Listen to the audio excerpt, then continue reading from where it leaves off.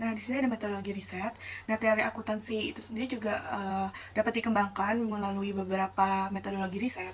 Nah, metodologi-metodologi yang sudah diketahui secara umum itu di antaranya ada pendekatan deduktif, pendekatan induktif, pendekatan pragmatis, dan pendekatan etis serta pendekatan perilaku. Nah, di sini ada pendekatan deduktif atau deductive approach. Nah, pendekatan deduktif untuk pengembangan teori itu dimulai dengan menetapkan tujuan, menyatakan definisi, dan asumsi penting. Kemudian, peneliti mengembangkan struktur logis untuk mencapai tujuan tersebut, bergerak dari umum ke khusus. Validitas teori akuntansi yang dihasilkan sangat tergantung pada keakuratan penelitian dalam menghubungkan berbagai komponen proses akuntansi secara logis. Kesalahan dalam menetapkan tujuan, lingkungan, atau prosedur dapat mengakibatkan kesimpulan yang salah. Nah, lalu ada pendekatan induktif atau inductive approach. Pendekatan induktif dalam riset ini menitikberatkan pada pengamatan dan penarikan kesimpulan berdasarkan pengamatan-pengamatan tersebut. Nah, pendekatan ini dijelaskan sebagai bergerak dari khusus ke umum. Contohnya adalah pada Accounting Principle Board atau APB, statement nomor 4, di mana prinsip-prinsip akuntansi berterima umum atau PABU dari GAAPAS didasarkan pada pengamatan terhadap praktik-praktik saat itu, menunjukkan pendekatan induktif dalam penelitiannya. Nah, selanjutnya ada pendekatan pragmatis atau pragmatic approach. Pendekatan pragmatis ini untuk pengembangan teori didasarkan pada konsep utilitas atau kegunaan. Setelah permasalahan berhasil diidentifikasi, peneliti berupaya mencari penyelesaian praktis, yaitu solusi yang akan menyelesaikan permasalahan. Solusi yang dihasilkan dianggap sebagai solusi tentatif. Sayangnya, dalam akuntansi sendiri, sebagian besar prinsip dan praktik yang ada berasal dari pendekatan pragmatis dan solusi-solusi yang dihasilkan diadopsi sebagai GAAPES daripada sebagai penyelesaian terbaik atas suatu permasalahan. Akibatnya, profesi akuntan seringkali harus mengakui bahwa praktik tertentu diikuti hanya karena praktik tersebut merupakan cara yang selama ini kami lakukan, yang merupakan alasan yang tidak memuaskan, terutama jika pertanyaan semacam itu muncul dalam persidangan. Lalu ada metode penyelidikan ilmiah atau scientific method of inquiry. Nah, metode penyelidikan ilmiah ini awalnya dikembangkan untuk ilmu fisika dan pengetahuan alam, sehingga memiliki keterbatasan dalam penerapannya pada ilmu sosial seperti akuntansi. Pelaksanaan riset dengan metode ilmiah melibatkan 5 langkah penting yang mungkin juga memiliki beberapa langkah lanjutan, yaitu yang pertama ada menentukan dan menyatakan permasalahan yang akan dikaji. Yang kedua itu menyatakan hipotesis yang akan diuji. Yang ketiga mengumpulkan data yang dianggap diperlukan untuk pengujian hipotesis. Dan yang keempat menganalisis dan mengevaluasi data yang terkait dengan hipotesis. Lalu yang kelima itu menarik kesimpulan sementara. Nah, selanjutnya pendekatan riset lainnya. Nah, beberapa penulis telah membahas tentang pendekatan etis dan pendekatan perilaku untuk riset yang berhubungan dengan pengembangan teori akuntansi. Sementara beberapa penulis lain memandang kedua pendekatan ini sebagai pendukung daripada metode spesifik untuk riset. Hal ini berarti kedua pendekatan tersebut dapat dan seharusnya memengaruhi sikap peneliti, tetapi tidak bisa menghasilkan kesimpulan yang tepat bila berdiri sendiri. Pendekatan etis yang dikaitkan dengan D.R. Scott ini menekankan pada konsep-konsep kejujuran, keadilan, dan kewajaran. Nah, selanjutnya ini ada analisis dasar. Nah, setiap investor akan mengambil keputusan-keputusan sebagai berikut. Yang pertama itu beli atau buy. Investor akan memutuskan untuk membeli sekuritas tertentu berdasarkan informasi yang tersedia. Nah, yang kedua itu tahan atau hold. Nah, investor akan mempertahankan sekuritas tertentu berdasarkan informasi yang tersedia. Dan yang terakhir itu jual atau sell. Nah, investor akan melepaskan atau menjual sekuritas tertentu berdasarkan informasi yang tersedia. Nah, investor menggunakan informasi keuangan untuk membuat keputusan investasi sesuai dengan preferensi risiko dan ekspektasi imbal hasil. Nah, analisis dasar ini melibatkan pemeriksaan informasi keuangan untuk menentukan kesalahan harga dan memproyeksikan arus kas masa depan. Nah, ini memungkinkan investor untuk membandingkan harga saham dengan harga pasar saat ini dan membuat keputusan beli, tahan, atau jual. Lalu ada hipotesis pasar efisien. Nah, selama ini para ekonom berpendapat bahwa dalam perekonomian pasar bebas dengan persaingan sempurna, harga ditentukan oleh ketersediaan produk atau penawaran atau supply dan keinginan untuk memiliki produk tersebut atau permintaan atau demand. Nah, dengan demikian, harga suatu produk ditentukan oleh konsensus di pasar atau marketplace.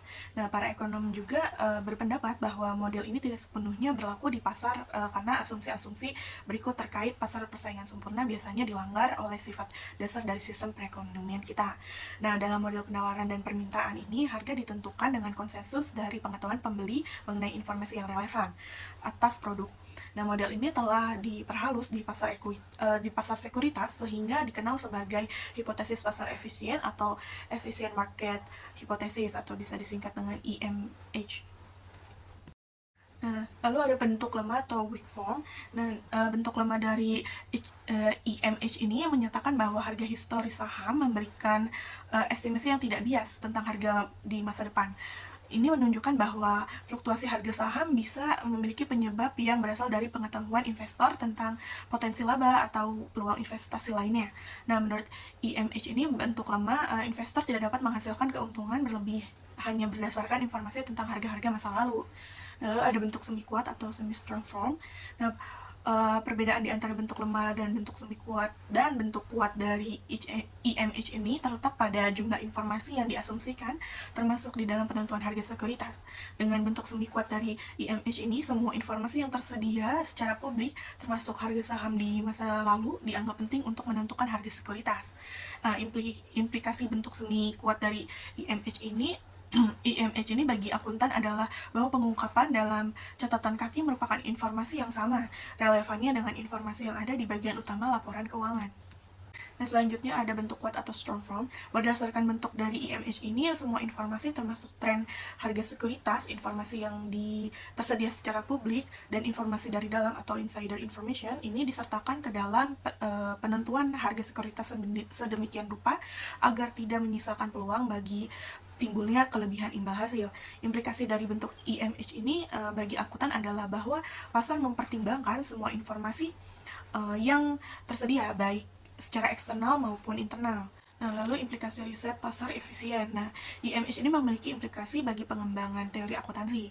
Kritikus akuntansi telah berpendapat bahwa kurangnya keseragaman dalam prinsip-prinsip akuntansi memungkinkan manajer korporat untuk memanipulasi laba dan menyesatkan investor. Namun, hasil riset IMH menunjukkan bahwa harga saham tidak hanya bergantung pada laporan akuntansi. Kesimpulan ini telah membuat para peneliti menginvestigasi bagaimana laba akuntansi terkait dengan harga saham. Nah, hasil penelitian ini menunjukkan bahwa laba akuntansi memiliki korelasi dengan imbal hasil atas sekuritas. Nah, riset akuntansi juga menguji persepsi pasar terhadap informasi akuntansi dan pengungkapan keuangan. Lalu ada tantangan riset dari hipotesis pasar efisien. Nah, IMH ini menimbulkan tantangan riset yang menarik bagi akuntansi. Krisis keuangan pada tahun 2007 sampai 2009, nah itu telah memicu kritik terhadap IMH dengan beberapa pihak menyalahkan teori ini atas kegagalan pasar. Namun ada juga yang membela IMH mengklaim bahwa pasar bukan penyebab krisis, melainkan korban resesi. Nah, tantangan utama dalam menilai IMH adalah memahami bahwa teori ini memiliki 3 bentuk yang berbeda. Oleh karena itu, setiap bentuk IMH harus dievaluasi secara spesifik. Nah, strategi riset harus terus dirancang untuk menguji setiap bentuk IMH agar dapat ditarik kesimpulan yang lebih kuat. Nah, riset ini penting karena bisa memberikan bukti terkait bagaimana informasi mengenai perusahaan bisnis disertakan ke dalam harga sekuritas korporat dan bisa memungkinkan dikembangkannya prinsip-prinsip akuntansi yang berorientasi pada investor. Kemudian ada perilaku keuangan. Perilaku keuangan adalah kajian yang berkembang setelah hipotesis pasar efisiensi atau IMH ini diperkenalkan pada tahun 1970-an. Nah, IMH ini berpendapat bahwa pasar keuangan adalah rasional dan memiliki pengetahuan superior. Faktor-faktor seperti deregulasi sejak tahun 1970-an dan kurangnya pengawasan atas institusi keuangan berperan dalam kerapuhannya sistem keuangan. Nah, kritik terhadap IMH ini muncul sejak awal tahun 1970-an karena tidak dapat menjelaskan anomali pasar keuangan. Nah, teori perilaku keuangan muncul sebagai alternatif, berfokus pada cara manusia membuat keputusan keuangan, terinspirasi oleh kajian Kahneman dan Tversky tentang teori prospek, yang menjelaskan bagaimana manusia mengelola risiko dan ketidakpastian dalam pengambilan keputusan. Nah, teori prospek ditandai dengan hal-hal berikut, seperti kepastian, pengalihan kerugian, posisi relatif, dan kemungkinan-kemungkinan kecil. Capital Asset Pricing Model. Investor menggunakan informasi akuntansi untuk mengelola resiko dan meningkatkan imbal hasil investasi. CAPM diperkenalkan oleh William Sharpe pada 1970, membantu mengatasi risiko dan imbal hasil. Tingkat imbal hasil mempertimbangkan dividen dan perubahan nilai saham. Saham dianggap beresiko karena fluktuasi harga, sementara US Treasury Notes dianggap kurang beresiko. CAPM mengasumsikan diversifikasi saham dapat mengurangi resiko dengan menggabungkan saham-saham beresiko dalam portofolio yang lebih aman. Jenis-jenis resiko. Beberapa resiko terkait saham perusahaan seperti resiko tidak sistematis dan resiko sistematis. Resiko tidak sistematis dapat dihilangkan dengan diversifikasi portofolio. Beta mengukur sensitivitas saham terhadap pasar. CAPM mengasumsikan bahwa harga sekuritas dipengaruhi oleh resiko sistematis. CAPM dikritik karena tidak selalu menjelaskan imbal hasil dengan baik dan penggunaannya dapat mempengaruhi keputusan investasi. Meskipun demikian, konsep-konsep CAPM masih berguna untuk alokasi aset dan diversifikasi portofolio. Teori akuntansi normatif versus teori akuntansi positif. Teori akuntansi keuangan berkembang dari metode pragmatis akuntansi sebelum Perang Dunia Kedua. Ada dua jenis teori dasar. Yang pertama itu normatif, berorientasi pada tujuan, dan positif, yaitu deskriptif. Teori positif muncul karena variasi praktik akuntansi. Teori akuntansi positif seperti EMH berusaha memberi penjelasan komprehensif tetapi bisa menghadapi perdebatan dalam pengaturan kebijakan akuntansi tanpa memengaruhi arus kas perusahaan. Teori keagenan. Teori keagenan menjelaskan konflik kepentingan dalam perusahaan karena individu berusaha memaksimalkan keuntungan pribadi. Ini melibatkan agen yang bertindak untuk prinsipal dan dapat menghasilkan biaya pengawasan, biaya ikatan, dan kerugian.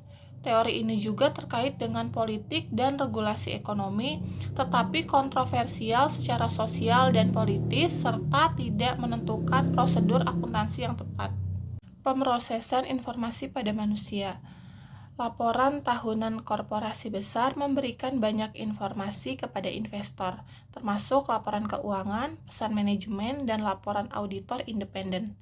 Penelitian tentang pemrosesan informasi manusia menunjukkan bahwa orang cenderung memproses informasi secara selektif dan terbatas, yang memiliki implikasi pada pengungkapan informasi tambahan. FASB dan SEC ingin memberikan informasi yang relevan, tetapi laporan tahunan mungkin sudah berlebihan. Riset diperlukan untuk menentukan informasi yang paling relevan untuk disertakan dalam laporan tahunan perusahaan. Riset perspektif kritis. Pembahasan awal mencakup teori keuangan, CAPM, teori keagenan, dan HIP dengan referensi kepada riset yang menguji hipotesis. Riset perspektif kritis menolak objektivitas dalam pengetahuan akuntansi dan menganggapnya sebagai hasil kompleks kejadian sosial. Mereka juga menentang pandangan mainstream yang menganggap dunia memiliki kenyataan objektif yang dapat diamati.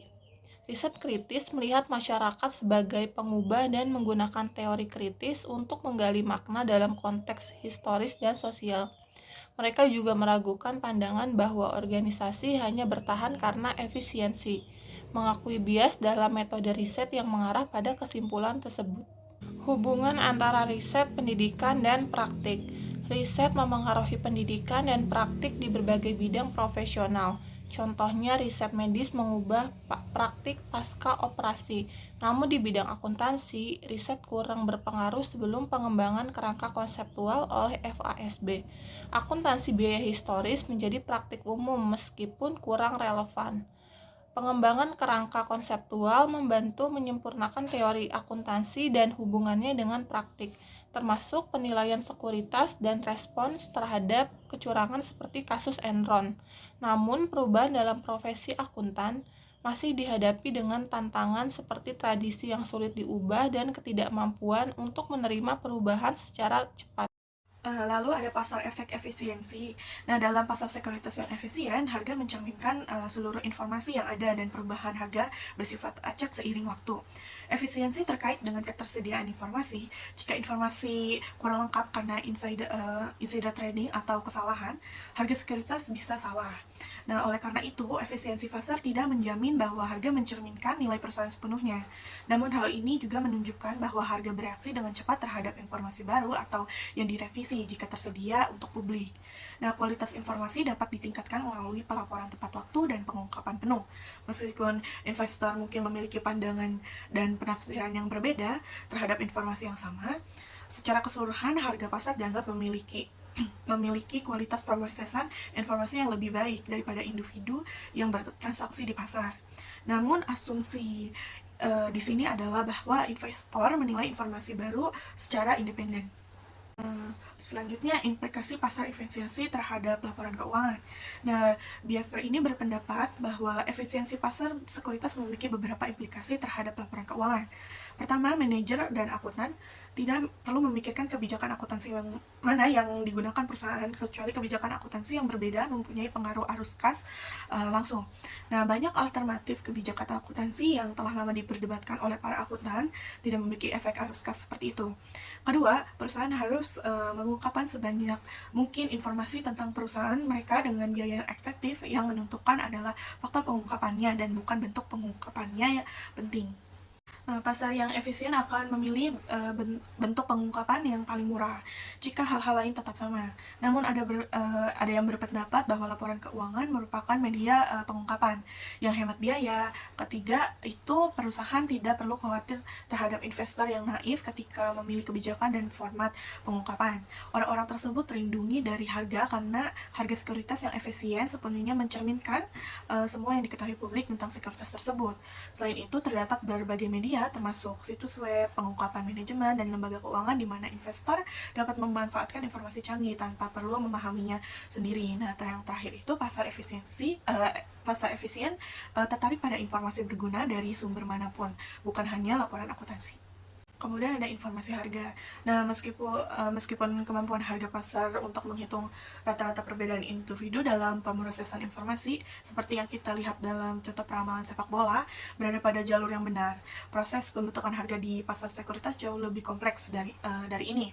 Nah, dengan mempertimbangkan cara-cara agar investor yang rasional ini dapat mendapatkan informasi yang lebih baik melalui analisis pengungkapan manajemen dan dengan memungkinkan adanya noise trading, nah akuntan dapat lebih memahami peran informasi dalam harga.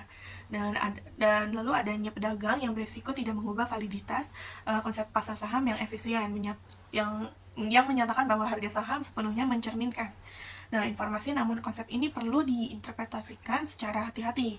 Pemahaman yang lebih baik tentang proses pembentukan harga membantu dalam meramalkan bagaimana harga saham merespon informasi akuntansi secara empiris dan pada akhirnya memungkinkan akuntan untuk menyusun laporan keuangan yang lebih bermanfaat.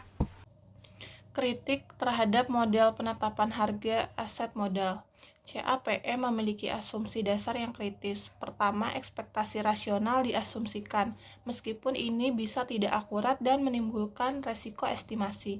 Kedua, CAPM mengabaikan variasi tingkat pemahaman investor, menganggap semua orang memiliki pemahaman umum. Ini bisa mengabaikan investor yang memiliki pemahaman baik. Ketiga, CAPM mengasumsikan biaya transaksi nol dan pasar liquid sempurna yang tidak realistis. Dalam memperbaiki model ekonomi, perlu mempertimbangkan perilaku investor yang rasional dan non-rasional serta melonggarkan asumsi-asumsi tersebut. Asimetri informasi. Melihat lebih dekat asimetri informasi.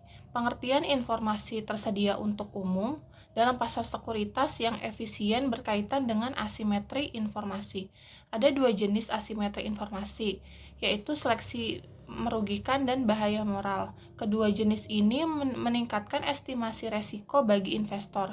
Kasus terkenal melibatkan pasar mobil bekas yang dipengaruhi oleh seleksi merugikan. Investor luar menganggap resiko karena tidak tahu sebanyak orang dalam tentang prospek perusahaan. Diversifikasi bisa membantu, tetapi harga saham mencerminkan rata-rata kerugian investor. Keuntungan informasi orang dalam dapat dieksploitasi jika tidak ada persetujuan penasihat hukum. Jadi, asimetri informasi adalah masalah serius di pasar sekuritas.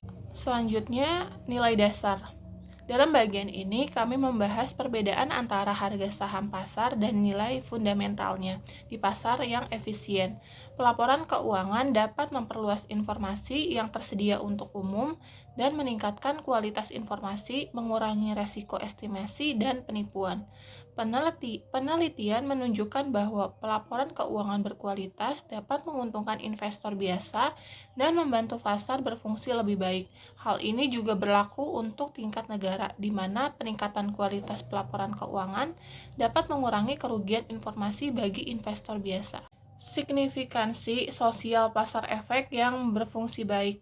Dalam perekonomian kapitalis, pasar sekuritas adalah sarana utama pengumpulan dan alokasi modal untuk investasi yang efisien. Kualitas pelaporan penting dalam memastikan harga saham mencerminkan nilai fundamental perusahaan.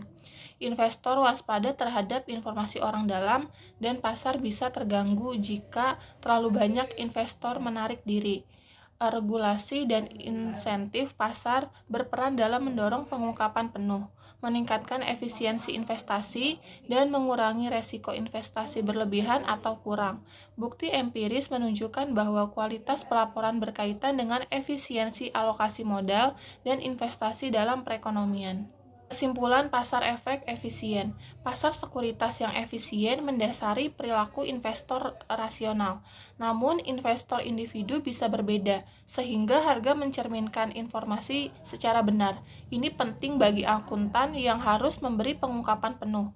Efisiensi pasar memiliki kontradiksi, tetapi ada konsep pedagang kebisingan. Meskipun selalu ada informasi orang dalam, akuntan bisa meminimalkan kerugian dengan standar pengambilan keputusan yang bermanfaat. Model-model seperti CAPM mendapat kritik, tetapi masih ada bukti empiris yang mendukung rasionalitas investor dan efisiensi pasar.